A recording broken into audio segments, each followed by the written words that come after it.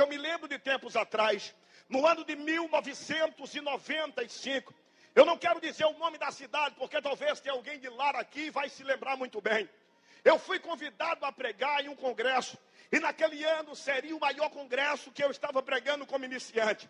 A minha filha tinha acabado de nascer, a minha filha tinha aproximadamente 7 meses de idade. Fui eu e minha esposa para a cidade. O ônibus estourou o pneu, sofremos acidente. Eu me lembro que nós chegamos na cidade, já era tarde. O congresso iniciaria às 6 horas. Pastor muito radical. Ele fez o congresso abrir a partir das 5 horas. Eu cheguei com curativo, minha esposa não tinha comido. A minha criança não tinha se alimentado, não tinha dinheiro para comprar fralda descartável. Era simplesmente a fralda de pano. Então, por não ter dinheiro para andar 2 dias e 2 noites dentro do ônibus, porque a igreja pagou a passagem, mas a igreja se esqueceu que 3 barrigas precisa de comer, no mínimo uma coxinha, um cachorro quente na parada de ônibus. E eu me lembro que nós chegamos 7h20 da noite. Chamei o diácono na porta do ginásio e disse assim para ele: eu sou o pregador da noite, avisa para o pastor que eu cheguei. Ele olhou para mim e disse assim: olha, rapaz, não sei se você ainda vai pregar. Ele foi até o pastor em cima do púlpito. Me lembro como hoje, o pastor falou para ele: avisa para esse pregadorzinho, que nem começou a pregar, já está chegando atrasado dentro da igreja. Ora, irmão, vamos convir comigo. Eu tinha sofrido um acidente, não deu tempo de chegar na hora determinada. As pessoas falam coisas sem conhecer e sem ter certeza daquilo que está falando. Naquele momento eu falei para ele: mas eu estou sem comer. Eu ainda prego à noite. Ele disse: o pastor falou que pregador que chega tarde, que nem começou e ainda não é famoso, não é digno de pregar em cima do púlpito dele. Eu disse: mas eu preciso me alimentar, eu e minha esposa. Ele falou assim: olha, vai para a escola, está aqui atrás do ginásio. Eu fui para a escola. Quando eu cheguei na escola 8 horas, estava fechado. Perguntei aos 2 jovens que estavam na frente da escola se tinha alimento para mim, minha esposa e meu filho. Ele disse assim: o alimento é só quando terminar o culto. Primeiro os obreiros jantam, e depois os crentes, e depois você.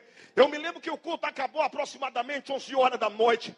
Aquele pastor com a comitiva de obreiros chegou a passar na minha frente, passou na frente da minha esposa, na frente da minha filha. Eu estendi a mão para dar a paz do Senhor para ele e dizer que estava alegre em estar na cidade. E explicar para ele que eu cheguei tarde, não porque eu queria, mas porque o ônibus quebrou. E o vidro tinha estourado no meu rosto e provocou uma cicatriz no meu rosto. Quando eu fui dar a mão para ele, ele virou as costas para mim. E de longe, aproximadamente 4 metros, ele disse para mim: nem começou, já está chegando tarde, você não prega mais no meu congresso. Eu comecei a chorar, minha esposa começou a chorar, porque eu olhava para minha filha e sentia que ela estava toda assada. Não tinha dinheiro para comprar fralda, não tinha dinheiro, nós não tínhamos se alimentado. Aproximadamente 10h40, ou seja, 11h40 da noite, ele termina de jantar junto aos pastores. Ele disse assim para mim: fica na frente da escola, eu vou ver aonde é que você vai se hospedar, para não dormir na rua. Eu fiquei das 6 horas da tarde até as 4h20 da manhã esperando ele me buscar, ou mandar alguém me buscar para me abraçar, para dizer alguma coisa. Frio, sem blusa, estava chovendo e garoando. Quando foi 4 horas da manhã, um pastor que é muito amigo meu, Deus providenciou que ele estava pregando a 30 quilômetros da frente dessa cidade. E você sabe, como muitos interior no Brasil, que para você chegar a certa cidade, você tem que passar com a rodovia no meio da própria cidade. E essa rodovia, a escola ficava na frente dela. O pastor faz o balão, a esposa está dentro do carro. Quando ele faz o contorno, a esposa olha para mim, para Ruth, e diz assim: fulano, ali é o pastor Adeildo. Ele para o carro. Quando ele para o carro, naquele momento, a esposa vem a mim e vem a irmã Ruth. A primeira coisa que ele perguntou: vocês brigaram? A irmã Ruth disse: não. Eu disse: também não. E por que é que você está fora, sentado essa hora com a criança chorando? Eu disse: eu vim pregar, o ônibus bateu, sofremos acidente. Ele disse: eu vi aquele ônibus que está na rodovia. Já almoçou, jantou? Eu disse: faz 2 dias que eu não comi, não tenho dinheiro, não tenho como voltar. Se Deus pudesse atender minha oração e me matasse aqui do lado de fora, seria a maior felicidade para a minha vida hoje, pastor. Aquele pastor pegou na minha mão e disse: entra dentro do meu carro. No hotel onde eu vou me hospedar, você vai se hospedar. Agora tem uma coisa, esse pastor que não quis receber você e nem sequer ouviu a sua explicação, chegará um dia que ele vai ter desejo de pegar na tua mão, chegará um dia que ele vai ter vontade de te abraçar, mas quando isso acontecer, seu nome estará na história.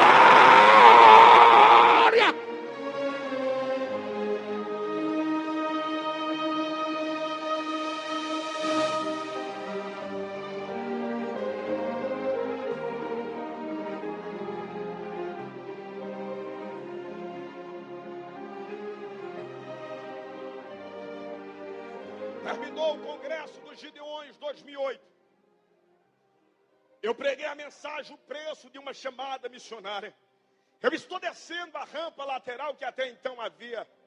E quando eu vou descendo a rampa, muitos jovens irmãos queriam tirar foto comigo.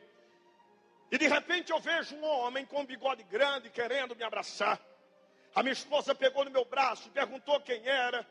E quando eu olhei para ela, eu percebi que ela lembrou do ano de 1995, e quem era a pessoa que queria me abraçar.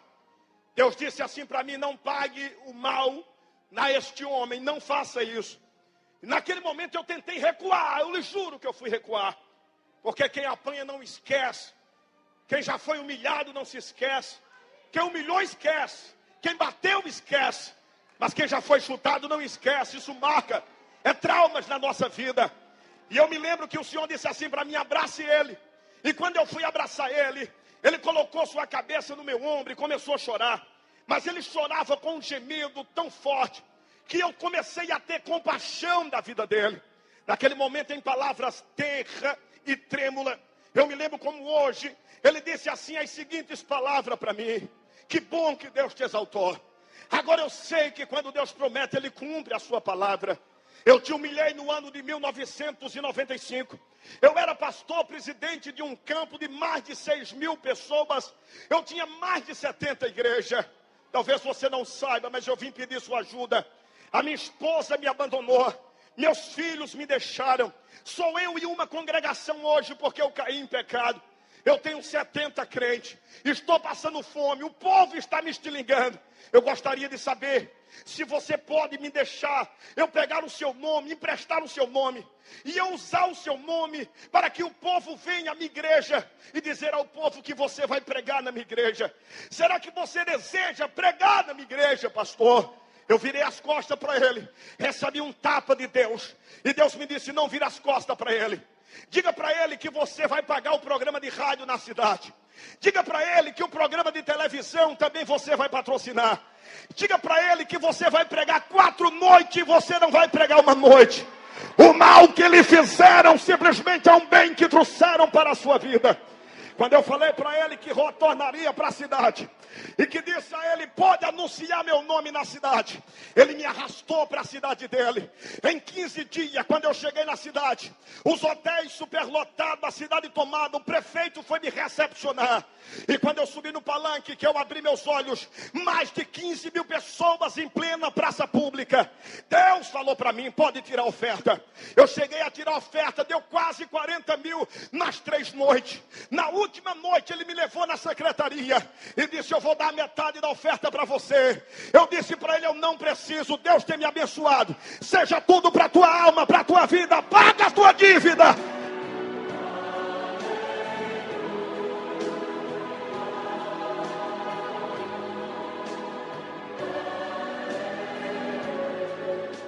Levante as tuas mãos para os céus hoje.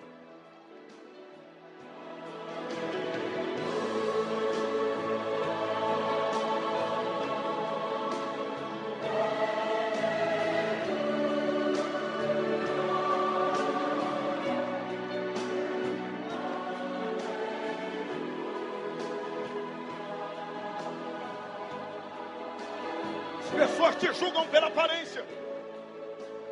As pessoas não acreditam no teu sucesso.